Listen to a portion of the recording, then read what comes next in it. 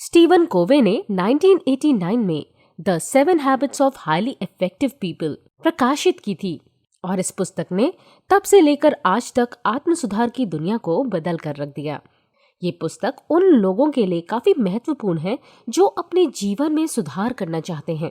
इस अद्भुत पुस्तक में समझाया गया सिद्धांत आपके करियर या जीवन के अन्य क्षेत्रों में सफलता के लिए उच्च मूल्य का है। इसमें आप अपने पेशेवर और व्यक्तिगत संचार के लिए अच्छी आदतें और फायदेमंद टिप्स सीखेंगे। एक बार जब आप इस पुस्तक में उपयोगी और व्यवहारिक बातों को अपना लेंगे, तब आपको कुछ ही समय में बदलाव का अनुभव होगा। अपने व्यक्तिगत और व्यावसायिक जीवन को बेहतर बनाने का सबसे आसान तरीका सही आदतें विकसित करना है। मनुष्य आदतों से भरा प्राणी है। हमारी दिनचर्या हमारे चरित्र को परिभाषित करती है और वे हमारे व्यवहार पर एक अदृश्य शक्ति डालती है। हम जो कुछ भी करते हैं वो हमारी सोच का परिणाम है। इसलिए किसी भी सार्थक लक्ष्य को प्राप्त करने का सबसे अच्छा तरीका है कि आप खुद को उन चीजों को करने के लिए प्रशिक्षित करें जो लक्ष्य को हासिल करने में मदद करेगा। 7 प्रमुख क्षेत्र हैं जहां हम सभी को अत्यधिक प्रभावी बनने के लिए ध्यान देने की आवश्यकता है। इन आदतों को हमें सीखने की जरूरत है, जैसे प्रतिक्रियाशील के बजाय सक्रिय होना चुनना, किसी काम को शुरू करने से पहले अंत की कल्पना करना, हमारी प्राथमिकताएं तय करना, सभी लोगों के लिए क्या फायदेमंद है इसकी तलाश करना, दूसरों को पहले समझना ताकि वे हमें समझ सकें, बेहतरीन परिणाम प्राप्त करने के लिए दूसरों के साथ काम करना, एक प्रभावी प्रणाली को चलाना, समय निकालकर अपने आप को रिचार्ज करना। असली बदलाव खुद से आता है। सफल होने, अपने जीवन को बेहतर बनाने और जानने की आवश्यकता पर बहुत कुछ लिखा गया है। 1776 में स्टीफन कोवे ने पाया कि साहित्य को 2 प्रमुख समूहों में विभाजित किया जा सकता है। जो लोग व्यक्तित्व को बढ़ावा देते हैं, जो लोग नैतिक चरित्र सिखाते हैं। सतत परिवर्तन चरित्र परिवर्तन से होता है, ना कि व्यवहार परिवर्तन से। व्यक्तित्व नैतिकता का तरीका कमजोर है। यह विधि आकर्षक है क्योंकि ये जल्दी सुधार प्रदान करती है। जीवन काल में अत्यधिक प्रभावी होने के लिए आप में अधिक भरोसेमंद दृष्टिकोण की आवश्यकता है। चरित्र नैतिकता का एक मार्ग है जो हमें स्थायी विकास और लगातार सफलता की ओर ले जाता है। हमारे चरित्र पर काम करना आसान नहीं है। हमारी विश्व दृष्टि, विश्वास प्रणाली और आदतों को स्थायी सफलता के लिए समायोजित किया जाना चाहिए। उदाहरण के लिए, निष्ठा, ईमानदारी जैसे गुण केवल भीतर से ही आ सकते हैं। वे सीखने की तकनीक नहीं है। चरित्र परिवर्तन के लिए एक बदलाव महत्वपूर्ण है। प्रतिमान वह फिल्टर है जिसके माध्यम से हम अपने आसपास की दुनिया को देखते हैं। 2 लोग एक भीड़ को देखते हुए भी वे पूरी तरह से अलग चीजें देख सकते हैं। ये उनके द्वारा उपयोग किए जाने वाले प्रतिमान का कार्य है। नकारात्मक प्रतिमान वाले व्यक्ति में लगातार नकारात्मकता देखी जाएगी, जबकि सकारात्मक प्रतिमान वाले व्यक्ति को दर्द में भी आराम मिलेगा। प्रतिमान हमारे चरित्र को निर्धारित करता है। सफल होने के लिए आपके पास एक विश्व दृष्टि होना चाहिए। आदत 1 से 7 तक का विश्लेषण। पहली आदत, सक्रिय होना। पहली आदत हमें प्रतिक्रिया के बजाय सक्रियता को अपनाने की बात करती है।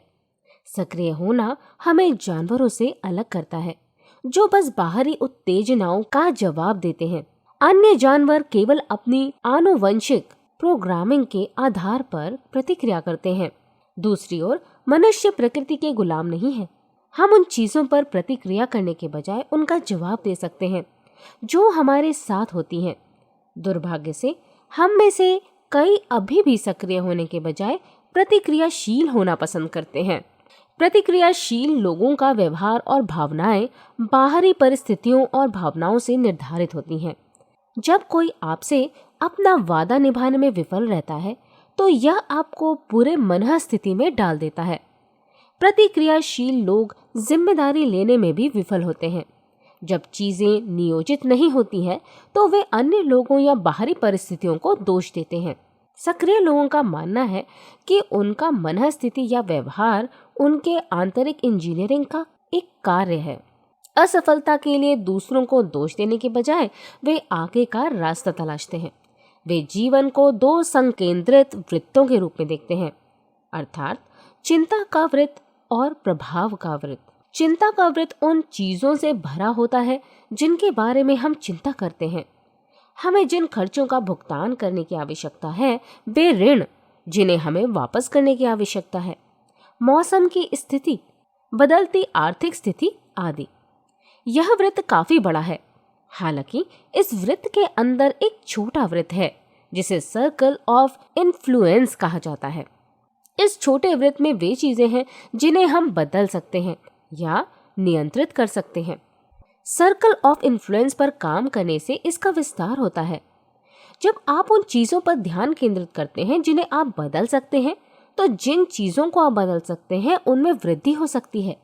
लेकिन जब आप किसी ऐसी चीज पर ध्यान केंद्रित करते हैं जिस पर आपका कोई नियंत्रण नहीं है, तो आप जिन चीजों को नियंत्रित कर सकते हैं वे घट जाएंगे। सक्रिय लोग अपने प्रभाव के वृत्त का विस्तार करने और चिंता के अपने वृत्त को सिकोड़ने का काम करते हैं। सक्रियता आपको सबसे अधिक कठिन परिस्थितियों में एक उच्च सक्षम व्यक्ति बना देगा। द्वितीय विश्व युद्ध के दौरान विक्टर फ्रैंकल को जर्मन कंसंट्रेशन कैंप में कैद किया गया था। अपनी जेल की यातनाओं और अपमानजनक स्थितियों के बावजूद उन्होंने अपनी परिस्थितियों पर प्रतिक्रिया करने के बजाय जवाब देना चुना। उनका पूरा ध्यान अपने दिमाग पर था, क्योंकि वो एकमात्र ऐसी चीज थी जिसे वो नियंत्रित कर सकते थे। उन्होंने एक बेहतर दुनिया में अपने भविष्य के बारे में सोचा। उन्होंने एक खुशहाल जीवन के बारे में सोचा और ये सोच की कि कैसे वो अपने अनुभवों को दूसरों को सुनाएंगे। उनके विचार की स्वतंत्रता ने अन्य कैदियों और यहाँ तक कि कुछ पुलिस कर्मियों को प्रेरित किया। आप 30 दिनों के लिए एक सक्रियता चुनौती ले सकते हैं। जब आप अपनी समस्या के लिए दूसरों को दोष देने के लिए भावुक होते हैं, तो जिम्मेदारी लेना चुनें। दोष देने के बजाय प्रभावी समाधान खोजने पर अपनी ऊर्जा केंद्रित करें। याद रखें कि वास्तविक समस्या समस्या नहीं है, बल्कि समस्या के प्रति आपकी प्रतिक्रिया है। दूसरी आदत, मन में कार्य समाप्ति का विचार लेकर कार्य प्रारंभ करें। हम 2 बार चीजें करते हैं। सबसे पहले हम अपने दिमाग में एक विचार की कल्पना करते हैं, फिर हम वास्तविक दुनिया में उसी योजना को निष्पादित करते हैं। हम जो परिणाम प्राप्त करना चाहते हैं उसके बारे में पहले विचार किए बिना कार्य करना हमारे लिए बहुत महंगा हो सकता है। घर बनाने से पहले, कार्य को अंजाम देने से पहले कमरे, आकार और अन्य जटिल विवरणों की संख्या को निर्दिष्ट करने के लिए एक योजना तैयार की जाती है। यदि आप सावधान योजना के बिना किसी इमारत को खड़ा करने के लिए काम करना शुरू करते हैं, तो ये आपके लिए भारी पड़ सकता है। जीतने के लिए आपको कल्पना करनी चाहिए कि आपके लिए जीतने का क्या मतलब है और फिर काम करना शुरू करें। उचित योजना किसी भी लक्ष्य के प्राप्ति की कुंजी है। अपने अंतिम लक्ष्यों को लिखें और इन लक्ष्यों को प्राप्त करने के लिए आपके द्वारा उठाए जाने वाले कदमों को चिन्हित करें। शुरू करने से पहले अंत को देखें। समय से पहले बाधाओं और योजना समाधानों का अनुमान लगाएं। महान खिलाड़ी स्वीकार करते हैं कि वे प्रतियोगिता की कल्पना करते हैं और समय से पहले जीतने की योजना बनाते हैं। यह उन्हें सही दिशा में आगे बढ़ने में मदद करता है। जल्दी ना करें, पहले योजना बनाएं, तैयार रहें और फिर शुरू करें। यदि आप आज मर जाते तो आप क्या चाहते थे कि लोग आपके अंतिम संस्कार में कहें? आप अपना जीवन कैसे जी रहे हैं? आपके निकटतम लोगों का आपके बारे में क्या कहना है? हम में से कई लोग कुशलता से काम कर रहे हैं, लेकिन प्रभावी ढंग से नहीं। हम ऐसे लक्ष्य प्राप्त कर रहे हैं जो अंत में मायने नहीं रखते। एक पुरानी कहावत है कि जब आप नहीं जानते कि आप कहाँ जा रहे हैं, तो आपका लक्ष्य बदलते रह जाता है। कुशल होना कम समय में ज्यादा करना है। स्पष्ट लक्ष्य को ध्यान में रखे बिना काम करना खतरनाक बन सकता है। इससे आप प्रगति तो कर सकते हैं, लेकिन सही दिशा में नहीं। ये एक सीढ़ी पर चढ़ने जैसा है जिसे गलत दीवार के सहारे रखा गया है। प्रभावी होना उन चीजों का पीछा करना है जो मायने रखती हैं, और ये समझना कि बाकी सब समय और मेहनत की बर्बादी है। उत्पादक लोग बड़ी तस्वीर देख सकते हैं। वे अपने संसाधनों को सही जगह निवेश करते हैं। तीसरी आदत, प्राथमिकता वाली चीजें पहले करें। ऐसी बहुत सी चीजें हैं जो हमारे ध्यान खींचती हैं। यदि ध्यान नहीं दिया जाता है तो जो चीजें मायने नहीं रखती हैं, वैसी चीज जो मायने रखती हैं की जगह ले लेगी। उन चीजों के बीच का अंतर जाने जो अभी करना है और जो चीजें महत्वपूर्ण है। अपनी प्राथमिकताएं निर्धारित करने की आदत डालें। चुनौती समय प्रबंधन की नहीं है, बल्कि खुद के प्रबंधन की है। चौथी आदत, सबकी जीत की सोचें। लोगों के साथ आपकी बातचीत में ऐसे परिणाम की तलाश करें जो सभी के लिए फायदेमंद हो। ज्यादातर स्थितियों में जब हम दूसरों के साथ व्यवहार करते हैं तो हम दूसरों पर बढ़त बनाने की कोशिश करते हैं। हम सोचते हैं कि जीतने के लिए किसी और को हारना होगा, पर ये एक गलत प्रतिमान है। जब हम सभी की जीत के बारे में सोचते हैं तो हम सकारात्मक संबंध बनाते हैं जो लंबे समय में अत्यधिक फायदेमंद होगा। सुनिश्चित करें कि हर कोई जीत हासिल करे। उदाहरण के लिए, यदि आप किसी ग्राहक के साथ सौदा करते हैं और उनसे अधिक कीमत की मांग करते हैं तो वे इस समय भुगतान करने के लिए मजबूर हो सकते हैं, लेकिन इसके बाद वे किसी और दुकान से खरीदारी करने जा सकते हैं। हालांकि यदि आप ऐसा शुल्क लेते हैं जो दोनों पक्षों के लिए संतोषजनक है तो आपके पास दीर्घकाल के लिए एक ग्राहक होगा। इस बात की कोई सीमा नहीं है कि साझेदारी किस चीज का उत्पादन कर सकता है। जीत की मानसिकता रखने के लिए हमें संवेदनशील और धैर्यवान बनने की जरूरत है। ये आदत परस्पर विश्वास का माहौल बनाएंगे जो सभी के लिए फायदेमंद होगा। अपनी पत्नी, बच्चे, माता पिता या काम पर सहयोगियों के साथ अपने रिश्ते में एक जीत जीत की स्थिति प्राप्त करने के लिए आप इस आदत का उपयोग कर सकते हैं। उनसे नए समझौते की कोशिश के बारे में बात करें और कार्यवाही करें। सहानुभूति और उत्कृष्ट सुनने के कौशल पर ध्यान देने की आवश्यकता है, क्योंकि ये हमें उन स्थितियों के लिए जीत जीत के समाधान में मदद करेगा। जब हम स्वार्थी होने, सहानुभूति के साथ नहीं सुनने या अपने वादों को तोड़ने जैसे कार्यों में संलग्न होते हैं तो हम इस मौके को गंवा देते हैं। दूसरी सबसे महत्वपूर्ण बात लोगों को समझने की है। हमें दूसरे लोगों को समझने की पूरी कोशिश करनी चाहिए। वे बदले में हमें समझेंगे। आपको कुछ ऐसा करना होगा जिससे वे प्यार करते हैं, भले ही आप उस चीज के प्रशंसक न हो। जब आप गलतियां करते हैं तो बस आपको ईमानदार होने और अपनी माफी के साथ वास्तविक होने की आवश्यकता है। पांचवी आदत, पहले दूसरों को समझें, फिर दूसरों से अपेक्षा करें। आपको कैसा लगेगा जब डॉक्टर आपकी बात सुने बिना आपके हाथों में कुछ दवाई दे दे? क्या होगा अगर आंखों का डॉक्टर आपकी आंखों का परीक्षण किए बिना चश्मा दे दे? वास्तव में आप उनकी बातों और राय को संदेह के साथ लेंगे, लेकिन हम ये हर समय दूसरों के साथ करते हैं। हम शायद ही दूसरों को समझने के लिए सुनते हैं, बल्कि हम सिर्फ जवाब देने के लिए ही सुनते हैं। हम बिना समझे अपनी परिस्थितियां और अपनी सोच उनके सामने रख देते हैं। यदि हम अन्य लोगों के जीवन पर वास्तविक प्रभाव डालना चाहते हैं तो सहानुभूति के साथ सुनना एक आवश्यक कौशल है। आपको ये महसूस करने की आवश्यकता है कि वे क्या महसूस करते हैं और कैसे सोच रहे हैं। संचार विशेषज्ञ बताते हैं कि हम जो कहते हैं उसका बड़ा हिस्सा हमारी बॉडी लैंग्वेज यानी कि शरीर की भाषा में छिपा होता है। इसका मतलब है कि हमें लोगों को देखने और गैर मौखिक संकेतों और ध्वनियों को सुनने की जरूरत है। जो वे वास्तविक शब्दों के अलावा बनाते हैं। कभी कभी हमें शब्दों को अनदेखा करने की आवश्यकता होती है। सहानुभूति के साथ सुनने की कौशल हासिल करना कठिन है, पर ये आपके लिए काफी लाभदायक होगा। आदत नंबर 6, दूसरों के साथ तालमेल कायम रखें। सम्मानजनक और खुला विचार होना तालमेल के लिए आवश्यक तत्व हैं।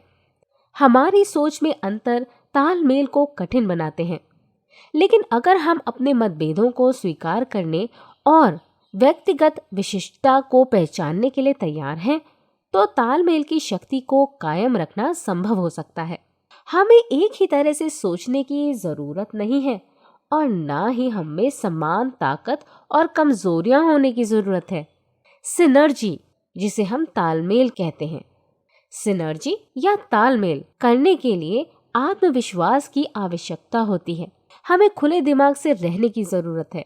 अगर हम खुले दिमाग के साथ आत्मविश्वास को जोड़ते हैं और उनके विचारों को निष्पक्ष रूप से विश्लेषण करते हैं, तब हम उन लोगों के साथ हमारे संबंधों में तालमेल पा सकते हैं जिनसे हमें कठिनाई होती है। दूसरों को सुनने और उनके विचारों का निष्पक्ष रूप से विश्लेषण करने से हम उनके साथ सार्थक लक्ष्यों को प्राप्त करने में सक्षम हो सकते हैं। 7वीं आदत, आरी की धार तेज करने का समय निकालें। अत्यधिक प्रभावी बने रहने के लिए और अपने शारीरिक, आध्यात्मिक, मानसिक और सामाजिक जीवन को बेहतर करने के लिए समय निकालें। अपनी प्रभावशीलता को बनाए रखने के लिए हमें अपनी बैटरी को रिचार्ज करने के लिए समय निकालना चाहिए। यह आरी को तेज करने जैसा है। जब लकड़हारे पेड़ों को काटते हैं तो वे आरी को तेज करने में समय लेते हैं ताकि वे प्रभावी रह सकें। आरी को तेज करने में लगा समय कभी व्यर्थ नहीं जाता। ये एक सार्थक निवेश है। लकड़हारा जो अपनी आरी को तेज करने के लिए नहीं रुकता, वह उस लकड़हारे से पेड़ काटने में पीछे रह जाता है जो अपनी आरी को तेज करने के लिए रुकता है। मनुष्य के रूप में हमारे जीवन में 4 आयाम हैं जिन्हें तेज रखने की आवश्यकता है। वे हैं शारीरिक, आध्यात्मिक, मानसिक और सामाजिक यानी भावनात्मक आयाम। शरीर रूप से हमें ये ध्यान रखने की आवश्यकता है कि हम क्या खाते हैं, नियमित रूप से व्यायाम करते हैं और हमारे जीवन में तनाव केवल स्वस्थ मात्रा में ही हो। आध्यात्मिक रूप दिमागी ध्यान, प्रार्थना हमारे मूल्यों और सिद्धांतों को दर्शाती है। हमारे प्रतिमानों की जांच करना आवश्यक अभ्यास है। मानसिक रूप से हमें अपने पसंद की चीजों को करने और अच्छी पुस्तकों को पढ़ने की आवश्यकता है। हम टीवी देखने में जो समय बिताते हैं उसमें कटौती करके उसे कुछ उपयोगी बना सकते हैं। कविता या पत्र लिखना इसके कुछ उदाहरण हैं। हम अपने दिमाग को सक्रिय रखने के लिए आयोजनों की योजना बनाने और अन्य आयोजन में भी शामिल हो सकते हैं। सामाजिक रूप से हम स्वस्थ संबंध बनाने का प्रयास कर सकते हैं। अन्य लोगों को शामिल करने वाली गतिविधियों में भाग लें और उन्हें सच्चा प्यार दिखाएं। सभी के साथ शांति से रहने का प्रयास करें। अपनी ताकत को प्रतिबिंबित और नवीनीकृत करने के लिए समय निकालें। यदि हम स्थायी प्रभाव प्राप्त करना चाहते हैं तो हमें स्वस्थ आदतों को विकसित करने की आवश्यकता है जो हमारे सफल जीवन को सही दिशा में रखेंगे। अपना कीमती समय देने के लिए बहुत बहुत धन्यवाद। आप अपने जीवन में बढ़ते रहिए और खुश रहिए।